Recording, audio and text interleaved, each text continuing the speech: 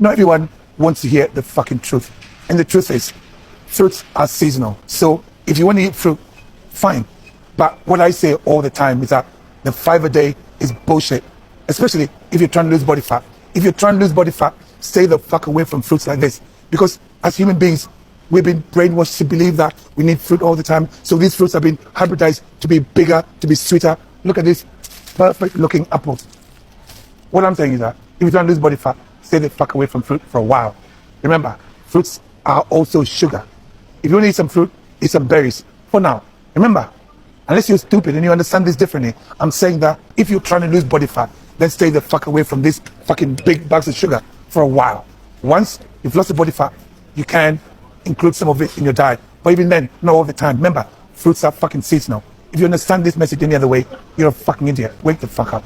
Okay, I guess I'm about to become an idiot in his eyes. Now, have you ever had someone say something like, I'd love a piece of fruit, but I'm watching my sugar. At the same time that they're saying this, they're holding this skinny latte that has more syrup in it compared to a whole pancake house. Have you ever had someone say that they're not going to be eating bananas anymore because they are too sugary and this is going to affect their weight loss journey? Or that some fruits are better for weight loss than others, which is something that I see common on social media? Well, I have. Very many women will pass on sugary fruits such as bananas and apples in favor of less sugary fruits like watermelons and berries because they think that the sugar in these high sugary fruits is going to be a problem as far as weight loss goes. In fact, they think that they will gain weight if they're eating fruit at the same time that they're trying to lose weight. Somewhere along the line, we decided that fruit, which was the original fast food for our ancestors who would pluck fruits off trees when they were hunting and gathering, we decided that this food was somehow bad. And now we live in a world where we're told that eating a bag of cherries is the same as eating a bag of Skittles, and that the sugar in fruits like pineapples is so bad for you that it will stop your weight loss journey. Most importantly, if you want to lose fat, if you want a flat stomach, then you have to say goodbye to that fruit bowl. Now today we are going to put that fruit is fattening myth where it belongs, in the compost pit.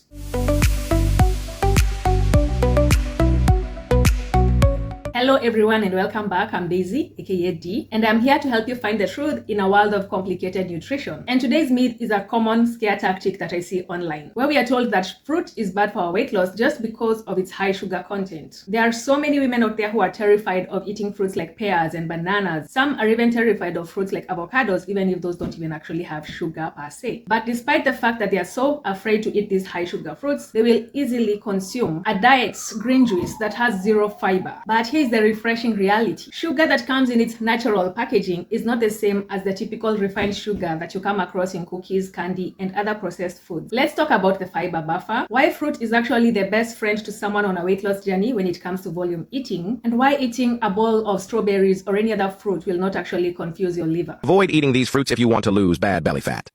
1. Dates. Dates are extremely high in natural sugar and very calorie dense. Just a few can equal the sugar of a soda. Because they're often labeled as healthy, people tend to overeat them.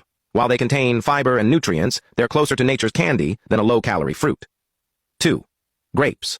Grapes are easy to overeat because they're small, sweet, and not very filling. A few handfuls can quickly turn into hundreds of calories, and their natural sugar adds up fast. They're not unhealthy, but portion control matters. Let me know where you are watching this video from. 3. Mango. Mango is delicious but high in sugar, and one large mango can contain over 40 grams. Eating it alone may spike blood sugar and increase hunger later. It's best enjoyed in moderation and ideally paired with protein like nuts to slow digestion and keep you fuller longer. 4. Bananas. Bananas are nutritious, but they're higher in carbs than berries and easy to overconsume, especially in smoothies. Large bananas can pack 27 plus grams of carbs, which adds up if you're not tracking portions. One medium banana per day is perfectly fine. Just avoid doubling or tripling up without realizing it. Follow for daily health tips. There are so many limitations when it comes to eating fruits. You can't have these fruits, you can only have these fruits, and even when you have these fruits, you actually have to have a certain amount. Like when he says bananas, you only have to have like one medium banana per day. Or if you're eating maybe grapes, you'll see someone telling you that you only have to have one handful. So why do we have so much fruit phobia? As you may already know, fruit contains natural sugars which are known as fructose, which is why they taste so sweet. But since diet culture has this thing against sugar in all forms, fruit is not safe from the attacks when it comes to don't eat sugar. In fact, many people online will openly state that fruit should be off limits for anyone who is trying to lose weight. Sometimes this message is subtle, like with the low-carb keto diets. The writing is still on the wall that sugar is forbidden because you look at what you're allowed to eat and you can see that sugar from fruits is really not something that is permissible. And it's not just diet culture culture or these diet trends. How many times have you had a woman claiming that ever since she stopped eating fruits, her weight suddenly just dropped? Such stories are very many online, and they tend to be very confusing. And they spread this message that sugar from fruits is bad, and if you stop eating these fruits, then you can actually see weight loss in the long term. And to make matters worse, there is this current blood sugar hype where people are so afraid of spiking their blood sugar, and I'll be talking about this more in the next video where I'll focus on the glycemic index. But now when it comes to this blood sugar hype, people are so scared of eating anything that will spike their blood sugar levels. And so because fruit has been seen to spike these blood sugar levels, and it tastes sweet, and it is known to contain sugar, many women are quick to stop eating it when they're trying to lose weight. Now, is fruit as bad as typical sugar? Because that's the main question we should be asking ourselves before we decide whether we're going to eat fruit or not. Now, a common thing that you come across online when people are talking about fruit is that they say sugar is sugar. It doesn't matter whether it's coming from a banana or from an Oreo cookie. But when people say that sugar is sugar, they're looking at food in terms of a chemistry set and not a human body. If you look at the refined sugar that you will find in chocolate and candies and other refined sugar foods, this sugar is often empty because it comes devoid of vital nutrients. It has been stripped away of its nutrients. What you're actually eating is mainly just the sugar. But fruits are not the same. A typical fruit will come with fiber, water, vitamins, minerals, and antioxidants. So in this case, you'll say, yes, an apple has fructose, but it also has fiber. And that fiber will slow down the digestion of that apple, as well as the absorption of that sugar in the body. And that will stabilize your blood sugar levels and will also keep you feeling fuller for longer. And that is a great effect when it comes to weight loss, because what you really want is to get enough nutrients. You also want to improve your satiety levels, because when you're on a weight loss journey, your hunger hormones increase naturally. And so if you're eating foods that are not keeping you feeling fuller for longer, then you're likely to eat at maintenance or even at a surplus. But fruit does not have this effect. It keeps you feeling fuller for longer, and it also gives you the nutrients that you need. In fact, research has shown that people who have a higher than average fruit intake tend to maintain healthy weights, and they're able to manage their weight quite well compared to people who don't eat as much fruits. Now let's talk about energy density.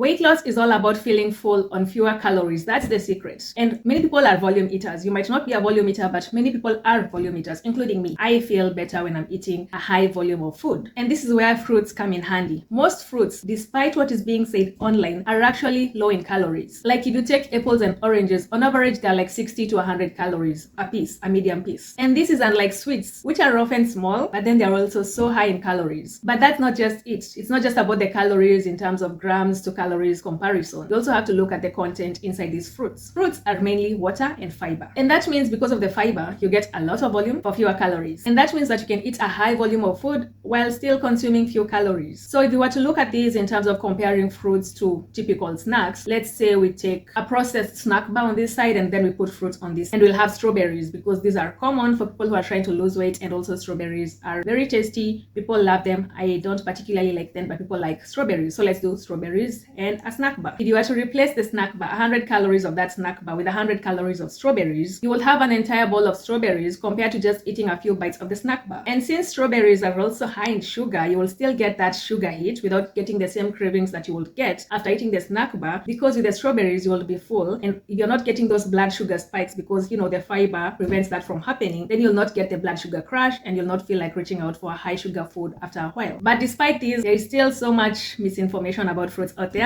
and we'll go back to the creator from the first video because he made another interesting video that I came across. Today, I'm at the Groundswell Agricultural Festival. Yesterday, I posted a meme. It just basically says that fructose and alcohol are both metabolized by the liver, blah, blah, blah. And then people get hard on about it. They get all emotional. Listen, it doesn't matter how emotional you get. Scientific facts are scientific facts. Fructose goes straight to liver. Alcohol goes straight to liver. The first thing I learned about bodybuilding was this. You keep your liver free. Don't clog up your liver with fructose because you're taking steroids, and steroids go to liver as well. Now, if you want to eat fruit, that's fine. But I'm saying that if you're trying to lose body fat, stay the fuck away from fruit for a while. You can eat the berries. Right now, fruit's not your friend because getting the fructose into your liver, too much of it, is another way of creating insulin resistance. Guys, it doesn't matter how emotional you get. The facts are facts. Guys, wake the fuck up. You need to unlearn. Come on, start unlearning the shit that you've learned. Wake the fuck up. Stop getting emotional. If you want to follow me, fuck off. It's interesting that he says stop getting emotional, but he seems to be the only one getting emotional here, because if you look at the comments, they are not as emotional. But away from the emotions, let's talk about fructose phobia, because like he said, fructose goes straight to your liver. There's a lot of talk about how your liver actually processes fructose and how that leads to fat storage, but context is everything. The studies that show that fructose causes fat storage almost always use isolated high fructose corn syrup in massive amounts, usually in people who are already eating way more calories than they burn. That's to say, there's almost no evidence that eating fruit in the context of a balanced diet causes weight gain. However, consuming fruits in excess, just like with any other food, can put you in a calorie surplus, which can cause weight gain. But truth be told, it's very hard to do that when you're eating apples and pears. As much as people don't like Freely, the vegan who's always eating bananas, or is it Freely the banana girl? One of those vegans who's always eating fruits. As much as people might not agree with her diet, the truth is that she has remained lean while eating just fruits, because it's that hard to overeat fruits if you're just eating fruits. Not that you should never just eat fruits.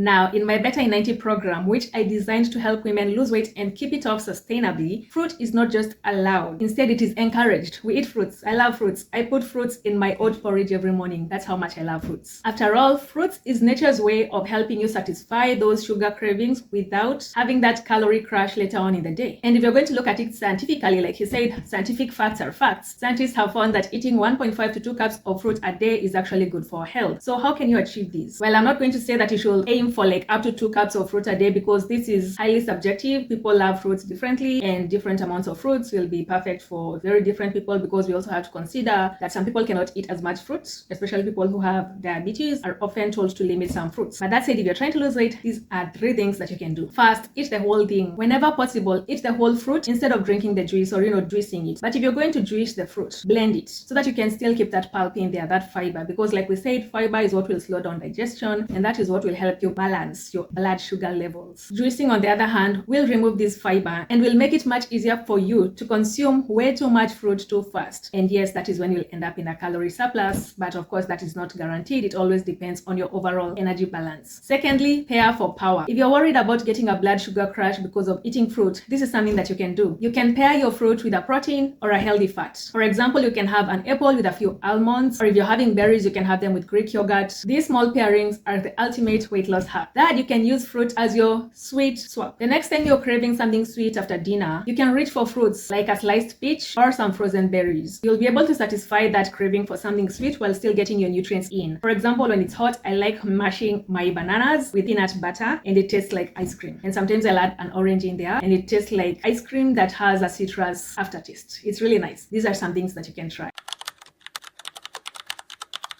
Fruit is not the reason that the scale is not moving. In fact, it might be the very thing that helps you remain consistent enough to see the results of your weight loss journey. Cutting out fruit is not only unnecessary, but it also deprives you of vital nutrients that you need to maintain a healthy body. That said, so what's your favorite fruit that you have been afraid to eat because you think that it's going to make you gain weight? Let me know in the comments. Also, give this video a thumbs up if you're about to head to your kitchen to make a fruit snack, or if you plan on incorporating more fruit in your diet. And make sure to hit the subscribe button so that you don't miss out on next week's meal, where I'll be covering GI foods, that is glycemic index, in terms of whether the food falls into the low category, the moderate category, the high category. We'll be covering all of that. I'll see you in the next one.